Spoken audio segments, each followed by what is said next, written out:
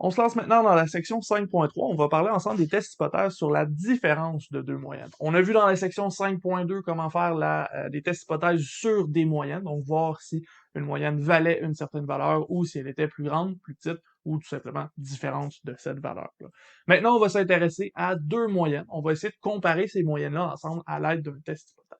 Parce qu'en effet, lorsqu'on compare deux groupes, deux échantillons et qu'on veut voir si, par exemple, les moyennes sont égales ou si elles sont plus grandes ou plus petites l'une de l'autre, ben on peut faire ça avec un test hypothèse. Et pour illustrer le problème, on va se donner un exemple où, en effet, on va être capable d'aller chercher ça avec un test hypothèse. Donc, exemple 5.7, ici, j'ai résumé beaucoup l'information. Il manque beaucoup d'informations dans ce que j'ai écrit, mais c'est pas grave, vous l'avez dans le manuel, donc vous pouvez suivre avec ça. Ici, on vous indique qu'un psychologue veut faire une expérience pour tester, voir si la privation du sommeil affecte les capacités cognitives de groupes sujets de personnes.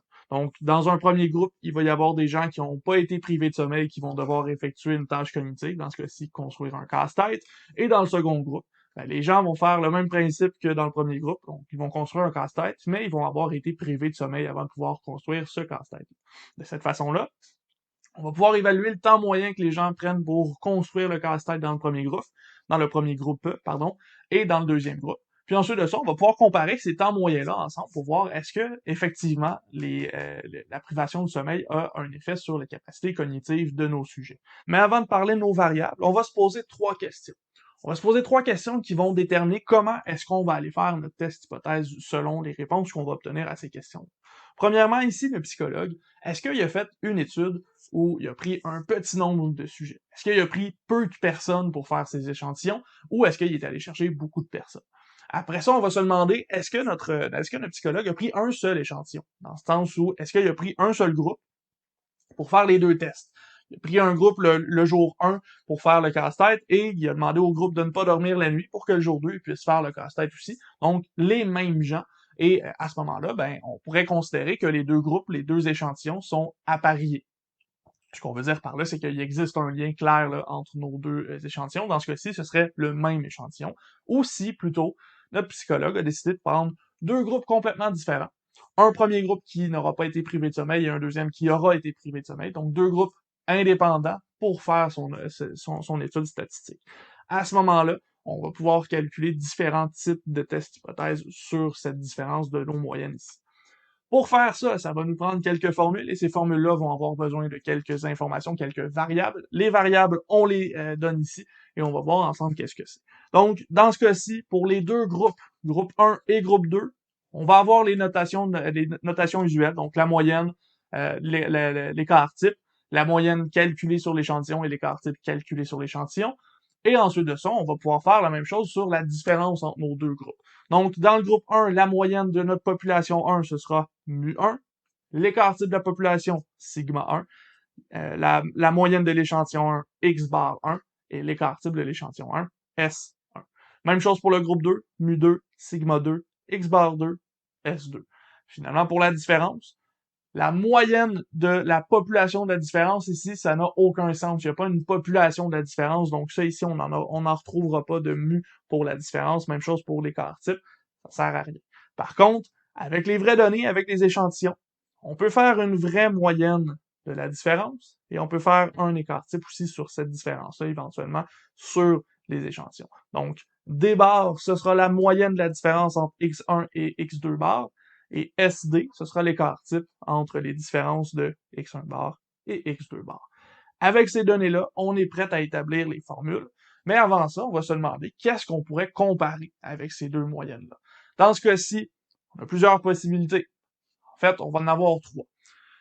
Ici, ce qu'on va se dire, c'est que lorsqu'on a deux groupes, on peut avoir trois relations qui existent entre ces deux groupes-là.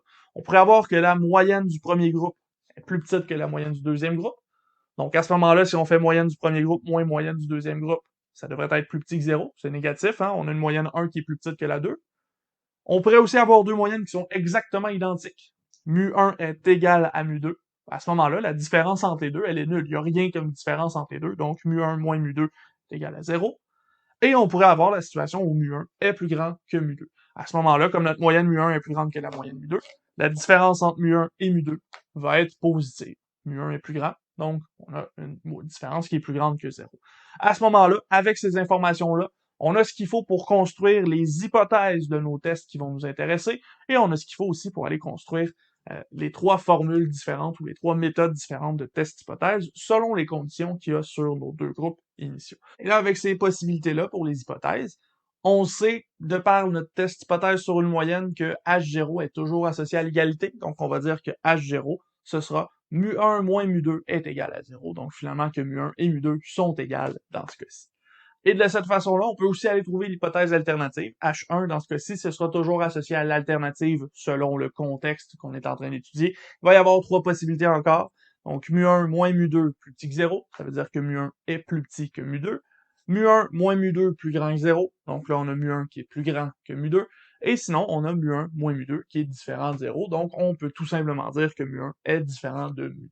Donc, le dernier cas ici, c'est quand on a un petit peu moins de précision sur qu'est-ce que le contexte va amener comme différence entre nos moyennes. Maintenant qu'on a ça, il nous reste plus qu'à aller travailler sur la statistique qu'on calcule lors du test. Parce que maintenant qu'on travaille avec 2 moyennes, la statistique qu'on va calculer selon les conditions d'application va être légèrement différente. En fait, c'est la seule chose qui va vraiment changer dans notre test hypothèse, parce que le reste, seuil de signification, valeur critique, règle de décision elle-même, c'est toujours la même chose. Ça va toujours fonctionner de la même façon, donc il ne nous reste plus qu'à trouver c'est quoi les statistiques qu'on va calculer. Et ensuite de ça, on est prêt à faire les tests hypothèses sur la différence de 2 moyennes. Ces trois statistiques-là sont données dans les 3 cas ici. On a des conditions pour chacun de ces cas-là. Et là, ici, je vous demande d'accepter ces résultats-là. On n'ira pas en détail chercher comment est-ce qu'on a retrouvé ces formules-là. Ça dépasse un peu le cadre du cours, donc on va juste accepter ces résultats-là et les appliquer lorsqu'on va aller chercher nos tests hypothèses. Donc, dans ce cas-ci, premier cas, c'est le cas facile, c'est le cas où on a des échantillons qui sont indépendants. Donc, il n'y a aucun lien qui unit les 2 échantillons. Et les 2 échantillons sont grands. Donc, la taille de l'échantillon 1 est plus grande ou égale à 30, la taille de l'échantillon 2 plus grande ou égale à 30 également. À ce moment-là, comme on a ces conditions-là, on va toujours pouvoir utiliser la loi normale centrée 0,1. Et la statistique qu'on va calculer, c'est la statistique Z qui est égale à la différence entre nos 2 moyennes, donc x1 bar moins x2 bar, divisé par la racine de nos 2 variances additionnées. Donc, S1 carré divisé par N1 plus S2 carré divisé par N2. On fait une racine carrée par-dessus cette somme-là et on pourra faire la division. Ça nous donne la variable, la statistique qu'on calcule dans ce cas-ci. Évidemment, comme je vous dis, ça a l'air sorti du chapeau parce que ça l'est en ce moment. J'explique pas d'où vient la formule, puis on le fera pas dans ce cours-ci, ça dépasse le cadre du cours, je vous demande d'accepter ce résultat-ci. Évidemment, ça fait partie de la feuille de aide-mémoire à l'examen, vous n'avez pas besoin de retenir ça par cœur. Ensuite, la deuxième possibilité, on a encore des échantillons qui sont indépendants, mais là, il y en a un des deux qui est trop petit. N1 est plus petit que 30 ou N2 est plus petit que 30. À ce moment-là, on souhaite que les distributions suivent quand même des lois normales. On souhaite que les écarts types de nos populations soient égales mais inconnus. Ça, on le précise habituellement dans les numéros si on a besoin de ça. Et à ce moment-là, comme on a une des deux tailles échantillonnales qui est trop petite, il va falloir utiliser la loi de Student. La loi de Student, ici, on va l'utiliser de façon particulière, parce qu'on va aller chercher une loi de Student, T, n plus 1 plus n plus 2, moins 2. Donc, on va chercher l'addition des 2 échantillons, moins 2 degrés de liberté ici, et c'est cette valeur-là qu'on va utiliser pour aller chercher le T alpha, la valeur critique pour notre tableau de la loi Student. Il va falloir changer un petit peu le degré de liberté. C'est ça la grosse différence qu'il y a dans ce cas-ci. À ce moment-là, la statistique associée à notre loi du student, elle est ici. C'est une super longue formule. Donc, évidemment, celle-là, ne la prenez pas par cœur. Ça va vous servir à rien. Vous pouvez tout simplement utiliser la formule qui est dans l'aide-mémoire. Et cette formule-là, c'est la suivante. Donc, différence entre les 2 moyennes, x1 bar moins x2 bar, divisé par la racine de n1 moins 1 fois la variance de l'échantillon 1, donc fois S1 au carré, plus N2 moins 1 fois S2 au carré, divisé par N1 plus N2 moins 2. Donc, encore une fois, le nombre de degrés de liberté à notre dénominateur. Et à cette racine-là, on additionne la racine 1 sur N1 plus 1 sur N2. Donc, on a beaucoup d'affaires quand même là, qui sont dans cette formule-là. Évidemment, une fois qu'on connaît toutes les valeurs, c'est super simple. On fait juste placer les chiffres et on évalue la formule. Mais ça, ça part du principe qu'on a déjà les valeurs. Ça, vous les avez notamment dans les exemples qu'on va faire. Et à l'examen, comme je vous dis, ça, c'est dans la mémoire. Vous n'avez pas besoin d'apprendre ça par cœur, certain. Finalement, dernière possibilité pour la statistique qu'on va calculer. On va avoir la situation où nos deux échantillons sont appariés. Qu'est-ce qu'on veut dire par là? Ça veut dire que nos deux échantillons ont un lien statistique qui les unit. Notamment, là, dans l'exemple qu'on parlait précédemment du psychologue, c'est 2 fois le même échantillon, c'est les mêmes personnes qui font 2 tests différents. Donc, des échantillons qui sont liés entre eux. On va dire à ce moment-là que la différence qui unit les deux échantillons est normale ou presque. Encore une fois, ça, c'est une condition qu'on précise dans le numéro. On va vous préciser ça dans la question pour que vous puissiez l'utiliser. À ce moment-ci, comme on a deux échantillons qui sont appareillés, on va utiliser une loi de student T, N-1. N ici, pourquoi est-ce qu'on passe à N alors qu'on avait N1 et N2 tout à l'heure? Ben là, dans ce cas-ci, comme c'est 2 fois le même échantillon, les tailles sont exactement identiques. N1 est égal à N2. Donc, on va simplifier l'écriture et utiliser seulement N pour la taille de l'échantillon qu'on est en train d'utiliser. Et à ce moment-ci, ben là, la statistique, elle est super simple. On prend la moyenne de notre différence, on divise par l'écart type de cette différence-là sur la racine de la taille de l'échantillon. Et à ce moment-ci, c'est cette statistique-ci qu'on va comparer dans notre règle de décision lorsqu'on va vouloir faire notre test d'hypothèse sur la différence des deux moyennes. Bon. Là, ça, c'est beaucoup d'informations. Vous avez l'impression probablement que je vous pitch un peu ça d'en face, parce que c'est un peu le cas. On va voir les formules, puis ensuite de ça, on va apprendre à les appliquer. Donc, ce que je vous propose pour la suite de cette partie-ci, c'est d'aller faire des exemples de ces trois formules-là.